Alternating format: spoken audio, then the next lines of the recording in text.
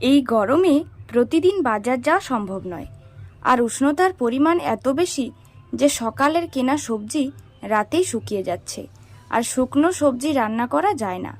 অন্যদিকে আনাজপাতির এত পরিমাণ দাম, তা প্রতিদিন নষ্ট করাও যায় না। এই গরমে ফ্রিজেও দীর্ঘদিন পর্যন্ত শাকসবজি রাখা যায় না।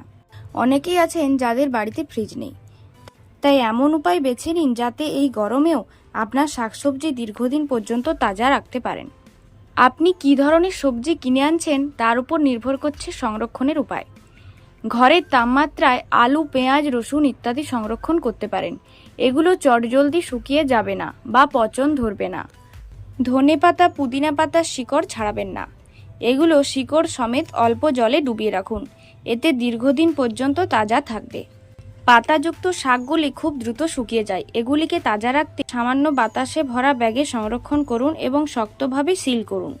ফল ধুয়ে রাখবেন না, তবে খাওয়ার আগে অবশ্যই ধুয়ে তারপর খাবেন। এমনিতে ফুটো রয়েছে এমন ব্যাগের ভিতর রাখুন ফল।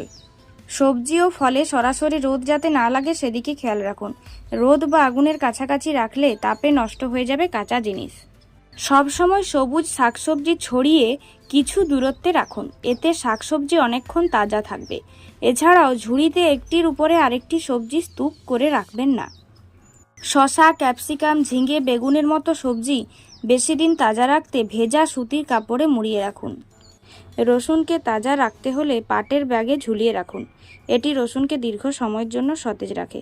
আদাকে দীর্ঘ সময় তাজা রাখতে সম্ভব হলে মাটিতে পুঁতে রাখুন। এবং তাই বন্ধুরা, এই ছোট ছোট টিপসগুলি মেনে চলুন, তাহলেই শাকসবজি, ফলমূল সব কিছুই বেশি দিন টাটকা এবং সতেজ থাকবে।